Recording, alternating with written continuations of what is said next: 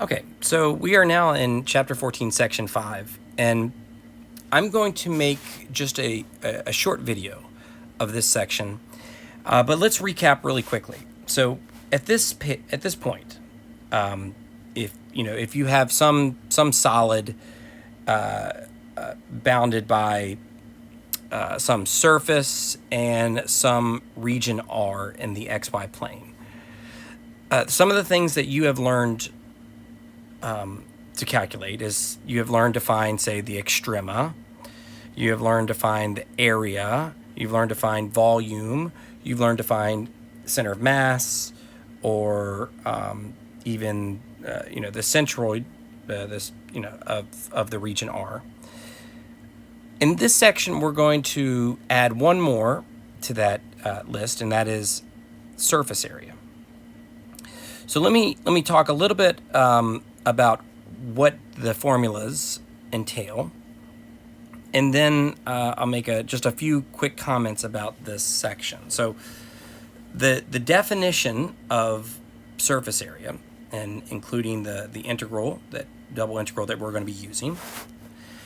So if your function, so if f and its first partial derivatives are continuous on some closed region R in the xy plane, right? So you got to have your continuous first partial derivatives, and you have to have some closed region R in the xy plane. So that's the if statement. So if, then the area of the surface S given by some multivariable function, the area of the surface area S given by z equals f of xy over region R is defined as follows. So to kind of draw a connection, let's think about the integral from a to b of 1 with respect to x. So the outcome of this integral would be to find the length on the x-axis. Easy enough. Well, if you were looking for, say, arc length, right, in your plane, as you recall, it's just a single integral, and we've seen how it's just this is kind of back in Calc 2, Calc 1. It's the integral from a to b of the square root of 1 plus, in this particular case, it's f prime of x squared with respect to x.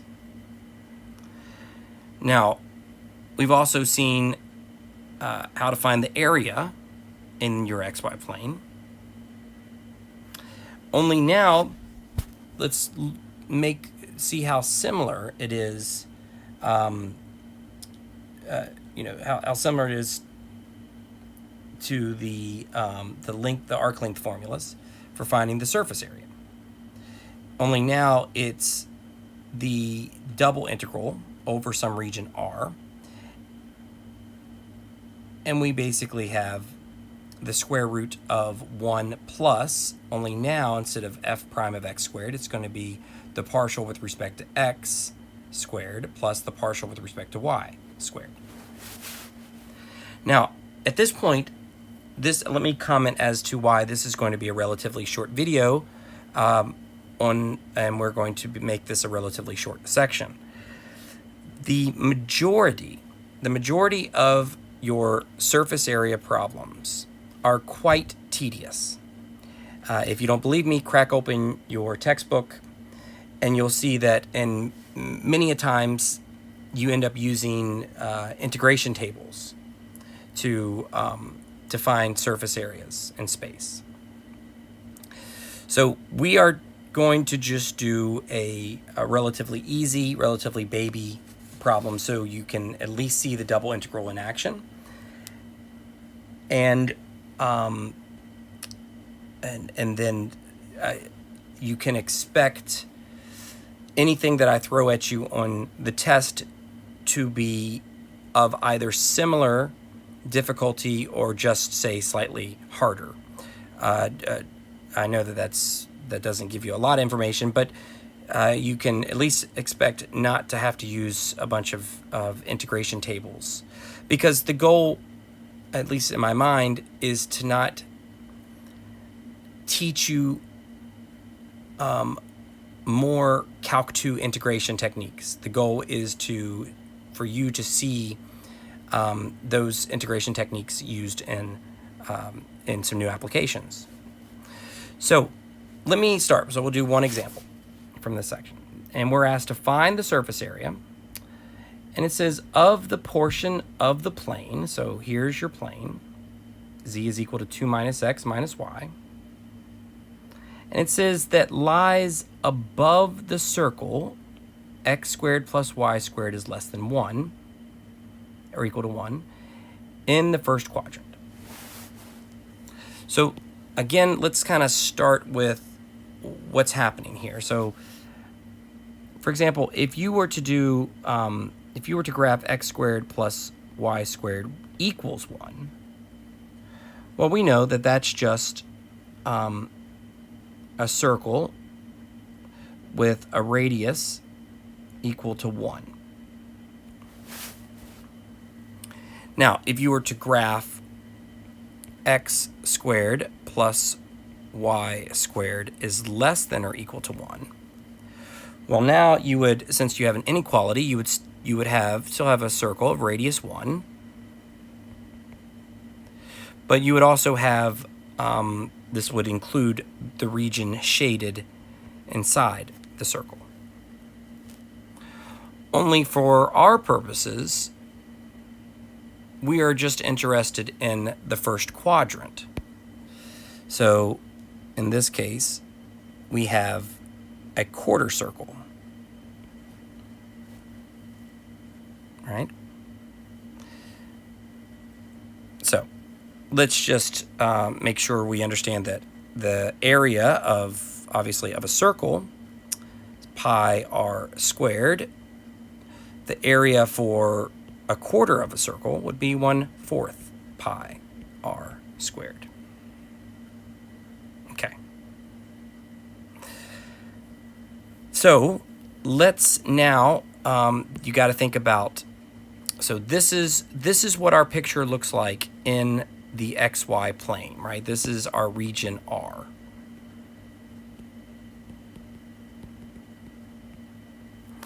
And now we have to think about this plane slicing through space. And to that, I'm not gonna draw that, but you can imagine this plane slicing through space, and you're gonna find the surface area that's bounded between this little region here and that plane. Okay, so let's go ahead and start with our formula is going to be, we're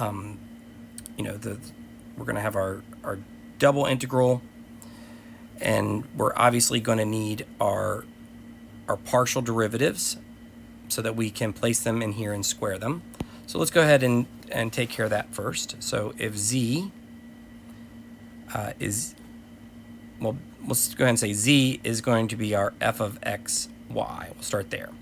So if f of x, y, if we are told that that is the plane 2 minus x minus y, then what we're looking for is the partial with respect to x and the partial with respect to y.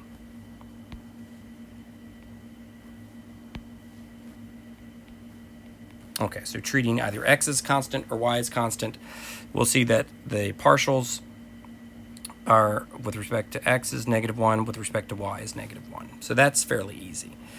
So that is what we're going to be placing inside here and squaring. So let's go ahead and set up our double integral now.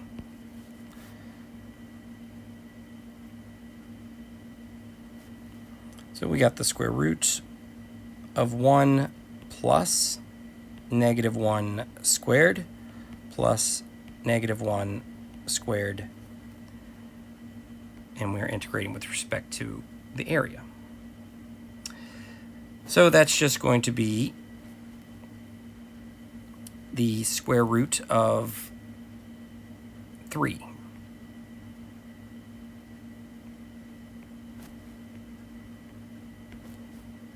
Okay. Now, what I'm going to do is you can, just to help, since that the square root of 3 is just an irrational constant, this is what we have. And what I'm going to do, you could go through and start trying to set up x bounds, y bounds, but think about what this part means and what this part means.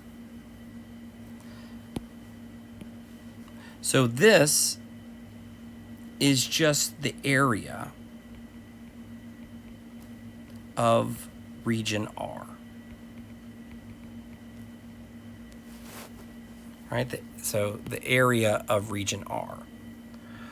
Well, wait a minute. We have an area formula for region R.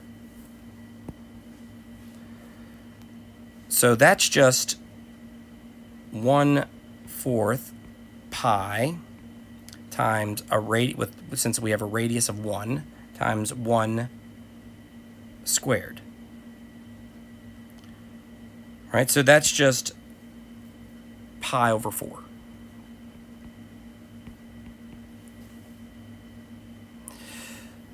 So just knowing that, we can actually skip setting up the double integral and all the tediousness that comes with the bounds of integration and etc. And we can just write this problem as the square root of 3 times pi over 4.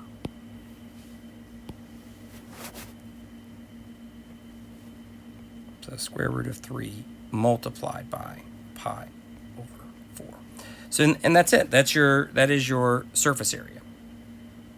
So your surface area is going to be equal to square root of 3 pi over 4.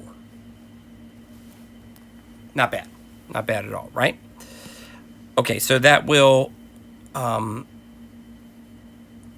conclude this section. I know we didn't stay here very long, but it is more of the same. As long as you feel fairly comfortable with double integration at this point, it is more of the same, only now we are using that technique to calculate surface areas. I will see you guys in the next video.